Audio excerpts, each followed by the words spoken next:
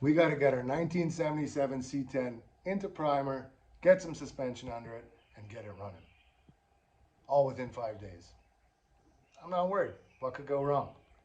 This is more than that.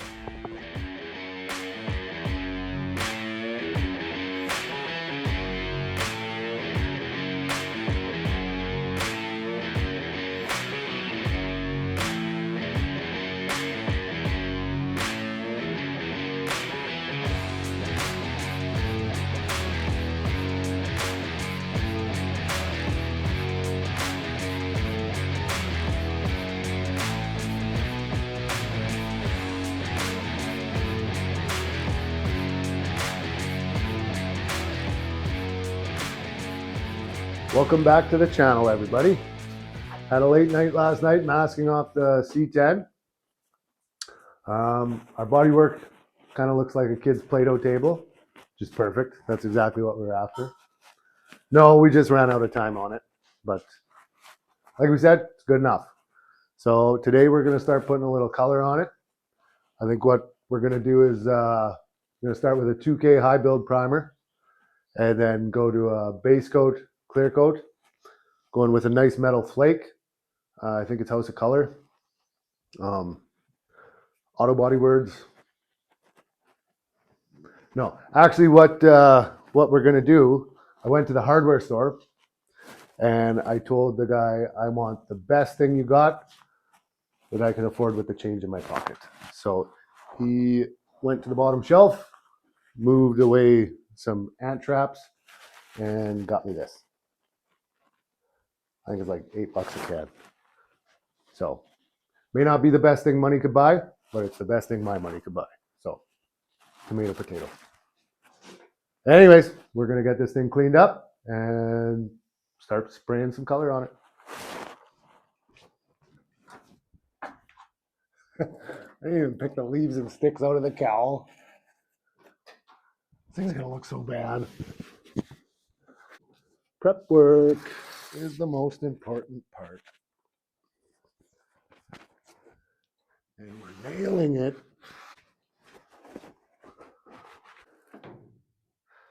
Oh, another rag. Don't quit your day job.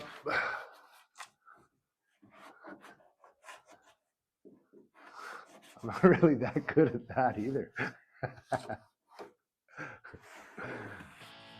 Yeah.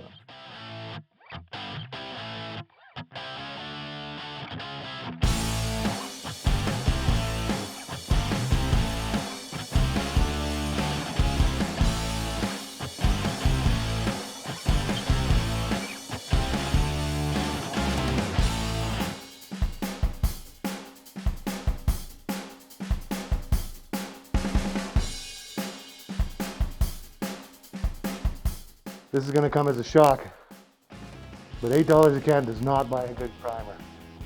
The 16-year-old at the hardware store lied to me. Well, we got ourselves an issue here. I've gone through 6 cans of this stuff and I can't even get a decent base coat on this truck.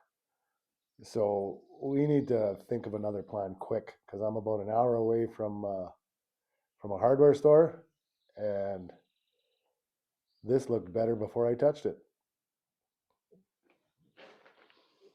Honestly, guys, I don't know what to do right now. We may have just botched this entire project.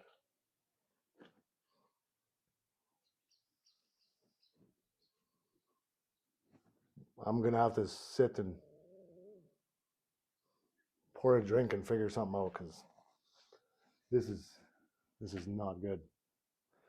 So we found a can of old Duplicolor red oxide that I had, and it definitely covers better. The only problem is nowhere has it in stock until at least next week. So we're still in a bad way. I don't know. Maybe we just jump off of paint and bodywork for a while and try and get the other stuff done while we wait for that to come in. And then hopefully I can fix up a few of these spots in the bodywork.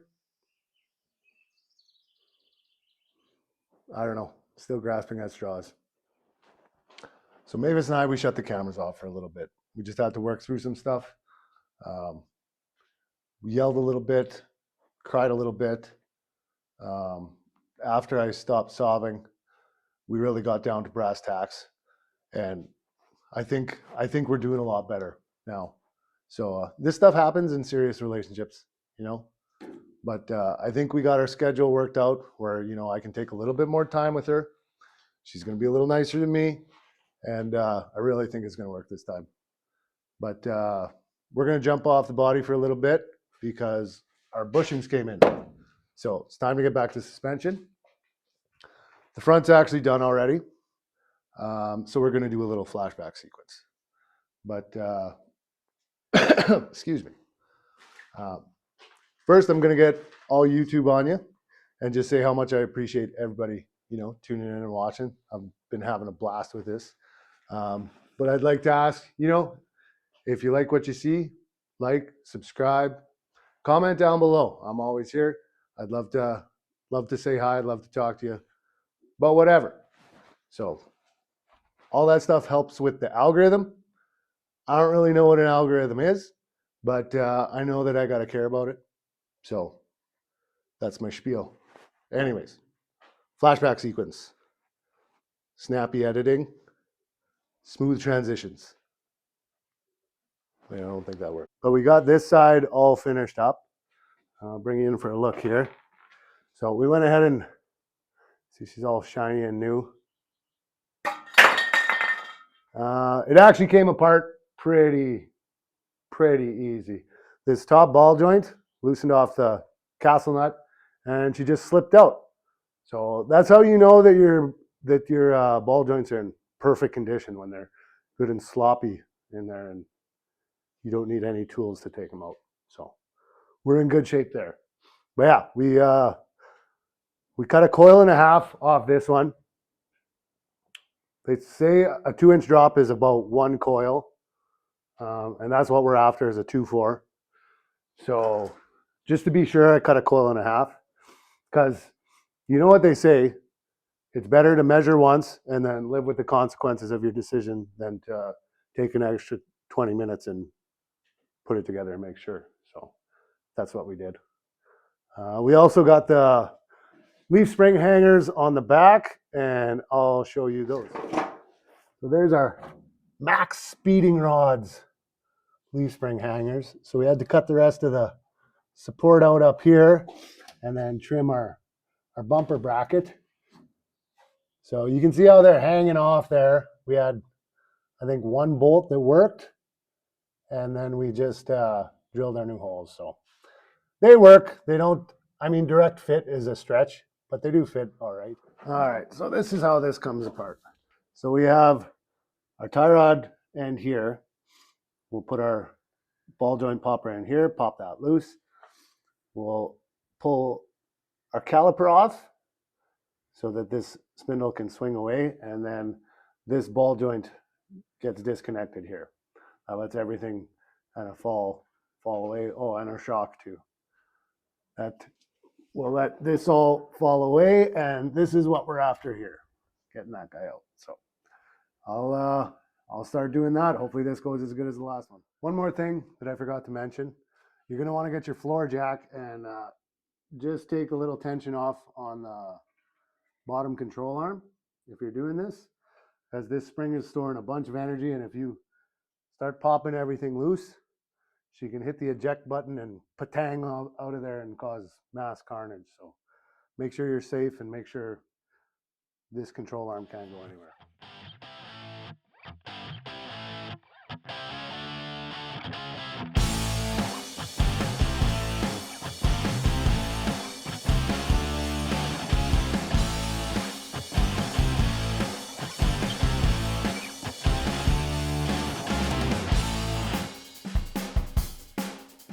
So if you look, we got 2 different ends to this coil. So this is the top right here, and this is the bottom. The top has a little tighter curl that fits into a pocket up in the control arm. So we want to take off the bottom of our spring. So spring's seated in the pocket. Now all we got to do is put her back together in reverse.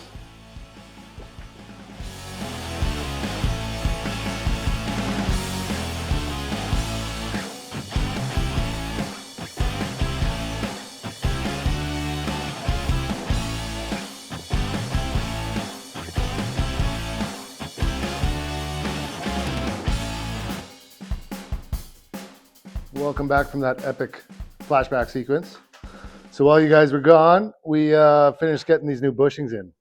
We went with polyurethane bushings, a little stiffer than the rubber ones, because when we really start rolling into this 250 inline six, we want all that 37 horsepower hitting the ground. We don't want any flex in our bushing, so we're going with high quality here. But no, in all actuality, this truck's going to be a candidate for a motor swap very soon, so stay tuned for that. And this is one of the parts that we want to do right, because we don't want to do it again. So that's why we went with the polyurethane bushings. So I already got this side hung in here, and it's running all right. But as you can see, with our raised hanger and longer shackle, we had to clearance the box a little bit. So if we get time, we'll build a little box over the top of this, maybe with a license plate or a stop sign or something like that.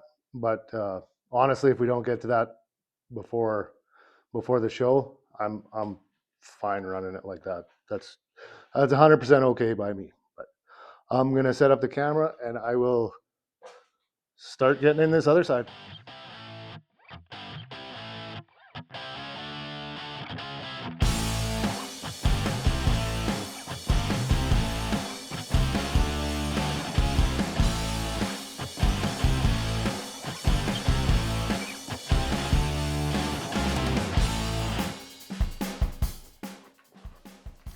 Okay, leaf springs are back in, rear ends also back in. You can see everything's brand new, refurbished, powder coated.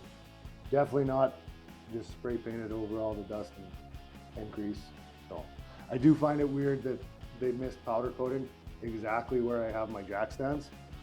That's a strange coincidence. But we got a few more things done here. So if you look in the cab, we have our